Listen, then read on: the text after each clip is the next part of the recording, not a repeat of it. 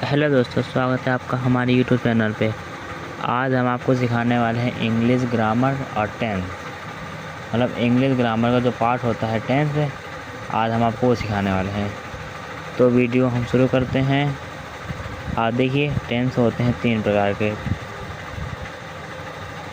The types of tense 3। पहला होता है प्रेजेंट टेंस।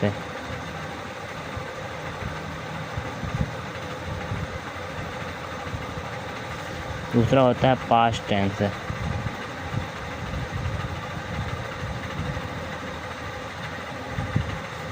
और तीसरा होता है फ्यूचर टेंस।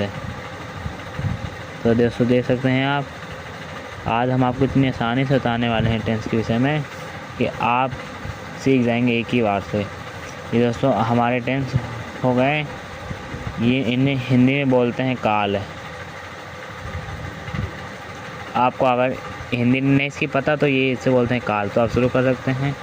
तो अक्सर हमारे टेंस होते हैं 3 प्रकार के। ये हो गए 3 हो गए, और इसके भाग 4 हैं, इसके भाग 4 हैं, और इसके भाग भी 4 हैं।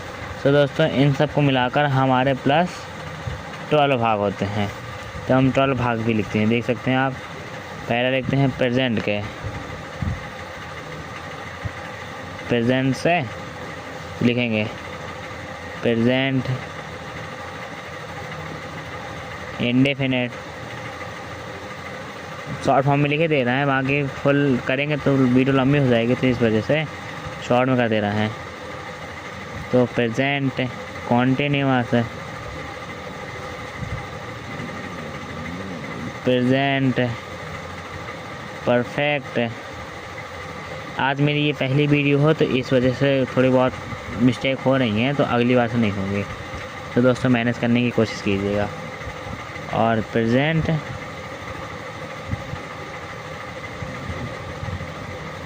Perfect continuous. तो दोस्तों आप ये देख रहे हैं, ये है 4th स्टेप, और ये है प्रेजेंट के, यानी इसको हम बोल सकते हैं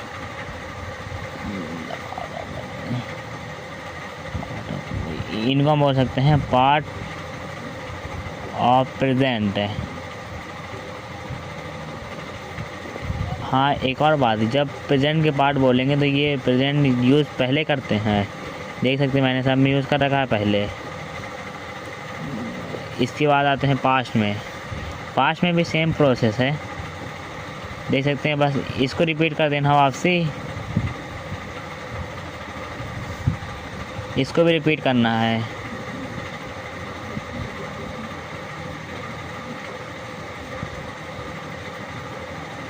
ये रिपीट हुआ ना, और ये इसको भी रिपीट कर लेंगे। पास्ट परफेक्ट हो गए रिपीट सब। और ये देखिए आखिरी इसको भी रिपीट कर लेंगे। अगर आपने इन सबको रिपीट किया तो आपके लिखने का तरीका बिल्कुल एक्सपर्ट हो जाएगा। और मैं आपको आसानी से याद करा दूंगा कि टेंस बनाते कैसे हैं। देखो, इसके पार्ट ऑफ 4 हो गए, इसके भी 4। इसको हम बोलेंगे पास्ट टेंस, क्योंकि देखिए सब में पहले पास्ट आ रहा है। देखिए इसमें पास्ट है, इसमें पास्ट है, इसमें पास्ट है, देख सकते हैं। तो ये हमारा हो गया पास्ट टेंस के कर देंगे। और फ्यूचर की बात की जाए तो फ्यूचर में भी सेम प्रोसेस है। Future indefinite, future continuous, future perfect, future perfect continuous. इसके भी 4 वो भाग हैं, देख सकते हैं आप। ये हमने कर दिए फ्यूचर वाले तैयार है। तो अब हम इनके विषय में आते हैं थोड़ा बहुत, क्योंकि अगर आप बात करना चाहें तो ये प्रेजेंट ये नाम याद कर लीजिए, पास्ट ये नाम याद कर लीजिए, फ्यूचर ये नाम याद कर लीजिए, क्योंकि इनमें से जो 3 दिखा रहे हैं हम वो पूरे याद कर लीजिए नाम। बस आपको ये इंडेफिनिट, कॉन्टिन्यूअस ये शॉर्ट फॉर्म में लिख दे रहे हैं, कुछ और न समझिए, ठीक। परफेक्ट, अरे परफेक्ट कॉन्टिन्यूअस,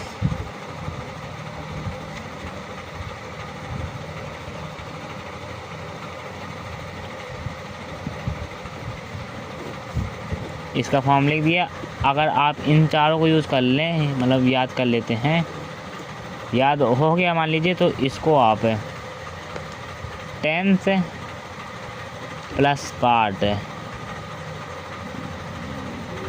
कर दीजिएगा, आपका टेंस रेडी।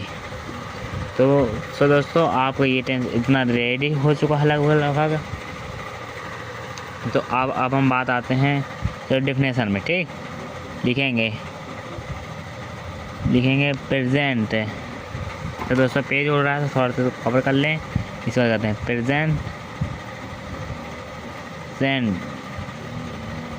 टेंस की परिभाषा। तो दोस्तों शुरू करते हैं। प्रेजेंट परिभाषा लिखें। परिभाषा लिखते समय कुछ मुख्य बातें ध्यान देनी पड़ती हैं, यानी जिन वाक्यों के अंत में ता है, ती है, ते हैं,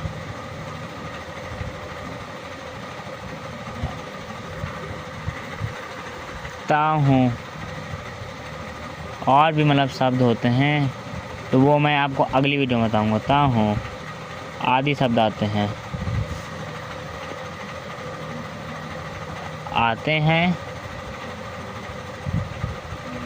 तो उन्हें प्रेजेंट टेंस कहते हैं। प्रेजेंट इंडेफिनिट कहते हैं।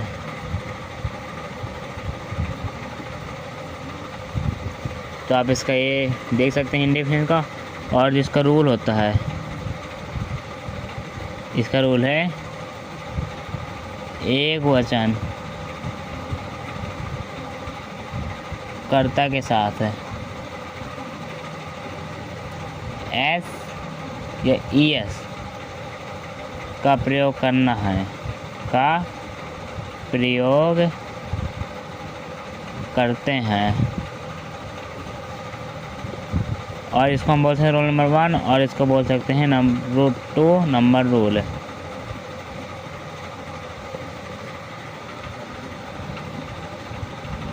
बहुवचन शब्दों के साथ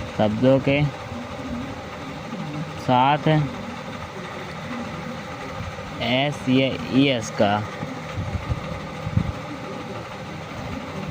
प्रयोग नहीं करते हैं।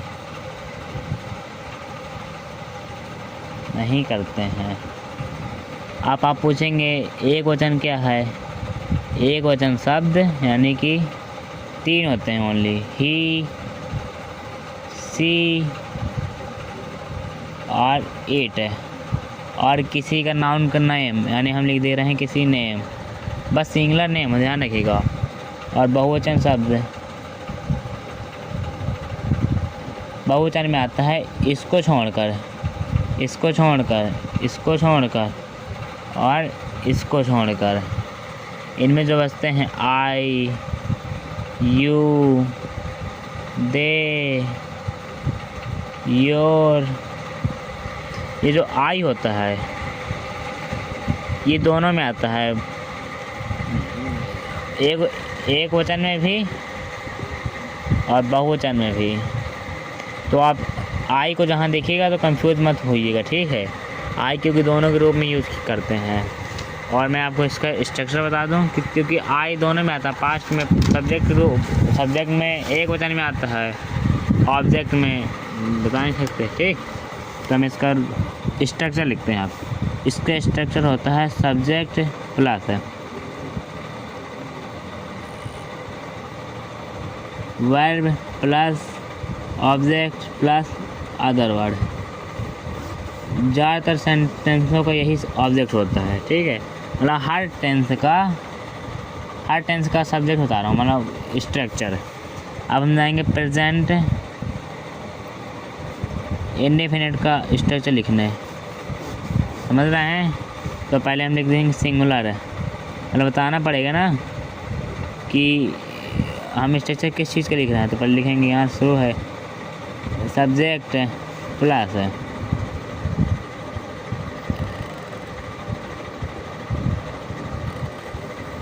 एस प्लस एस या ई एस प्लस वर्ब की फर्स्ट फॉर्म प्लस ऑब्जेक्ट। हो गया, ये हमारा सब स्ट्रक्चर हो गया। जैसे कि आप कहेंगे आप सेंटेंस बनाना नहीं आता हमको, तो हम आपको बता रहे हैं। हम सेंटेंस बनाते समय जैसे कि एग्ज़ाम्पल, वह जाता है, क्या लिखा, वह कौन है। मैंने अभी भी आपको क्या बताया था, पेज पर पलटिए। वह आता है एक वचन में, देख सकते हैं एक वचन में आ रहा है वह। तो हम ही आता है, यहाँ आप लिखेंगे ही। और देखिए रूल के अकॉर्डिंग क्या लिखा था, रूल नंबर वन, एक वचन कर्ता के साथ एस या ई एस का प्रयोग करते हैं। तो हम इसमें क्या करेंगे, ई एस का प्रयोग करेंगे। तो हम लिखेंगे पहले ही जाता है, लिख लेंगे ही गो। अब हमेशा ऑब्जेक्ट में इसका यूज़ करते हैं, तो ऑब्जेक्ट में एस या ई एस का यूज़ कर देंगे। तो दोस्तों हमारे ये बन चुका पहला सब्जेक्ट। आप कहेंगे तो ऑब्जेक्ट इसमें है नहीं है, तो हम ऑब्जेक्ट वाला बना दे रहे हैं।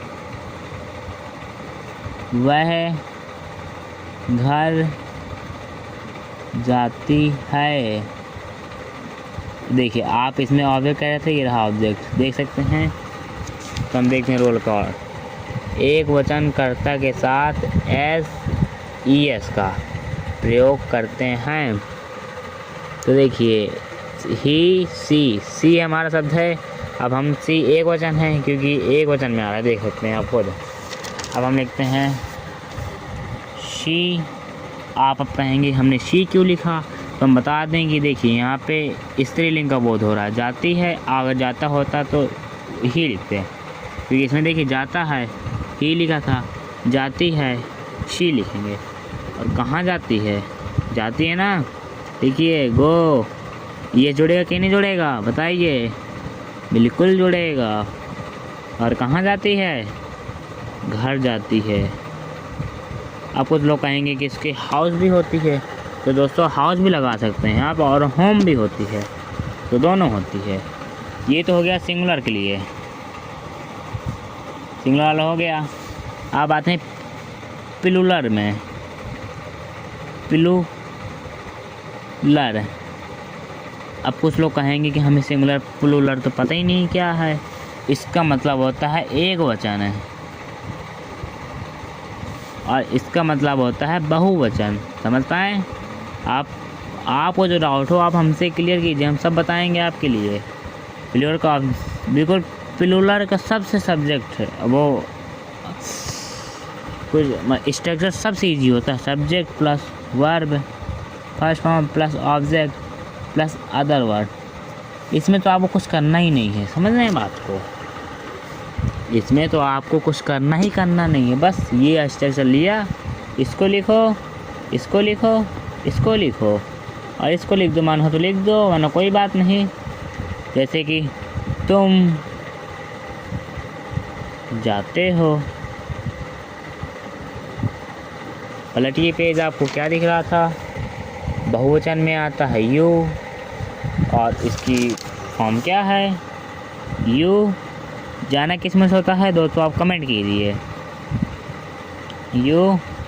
और जाना किस में से होता है, कमेंट बताइए जल्दी जल्दी। बिल्कुल सही, गो में जाना।